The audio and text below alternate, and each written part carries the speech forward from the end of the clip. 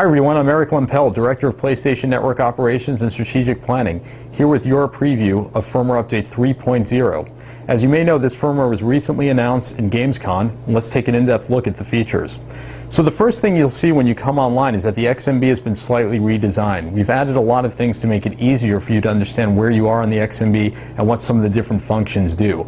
And we've actually replaced the info board with something completely new called What's New. So let's go over there and take a look. So I'm going to go over to the PlayStation Network icon on the cross media bar, and this is where this will be located. And this will actually come up as the first thing when you start up your PS3. And we're going to populate this with new information on a regular basis. So as you can see today, I've got lots of information from the world of PlayStation. There's information from the PlayStation Store, from PlayStation Home. We've got a section for Pulse. We're talking about PSP Go, Little Big Planet Game of the Year. There's a lot we can do with this. So for example, with Little Big Planet, if I click on this, we're going to go over to the official game site on the web browser for this game.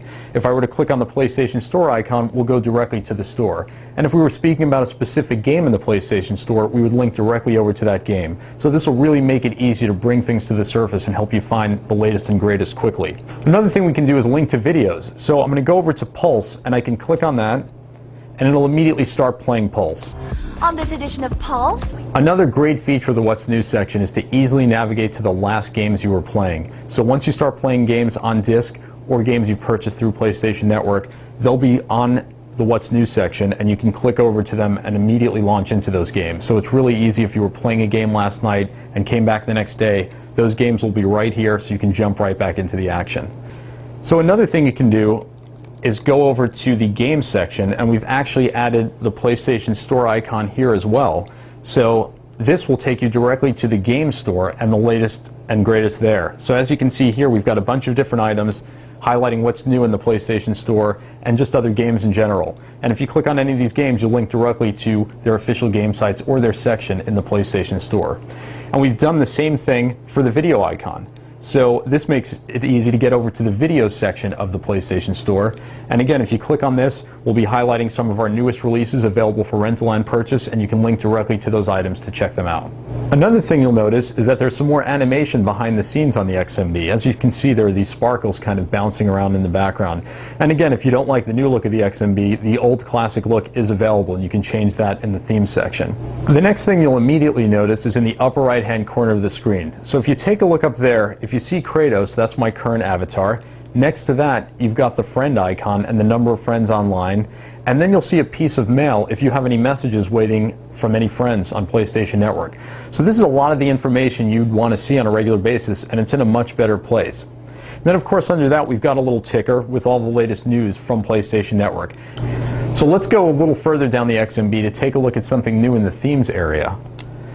So we've added the ability for developers to create dynamic themes. So a lot of you are using different themes today that are available through the PlayStation Store, and now we're taking these to the next level. Here's an example of what a Little Big Planet theme would look like using this new functionality. So I'm going over to theme settings, and you can see over here I've got theme, and then I'm going to select this Little Big Planet theme.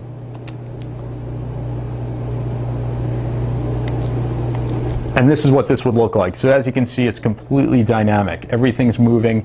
It's going to change with the time of day or other different things going on, so there's a lot of flexibility here. You're going to see a lot of these coming out in the next few months, and they'll be available on the PlayStation Store. Now, of course, all the themes you have today from the past will work as well, and these are just new options available to you. Another great thing you'll be seeing in the next few months are the availability of avatars. So we're going to add a tremendous amount of new avatars to the PlayStation Network over the coming months. That's enabled in firmware update 3.0, and we'll have free and premium avatars available through the PlayStation Store. So it's a new place to get avatars, and you'll be seeing all of your favorite characters and other items from the world of PlayStation. So we hope you enjoy this early look at firmware update 3.0. We'll be rolling this out soon, and as always, we look forward to your feedback.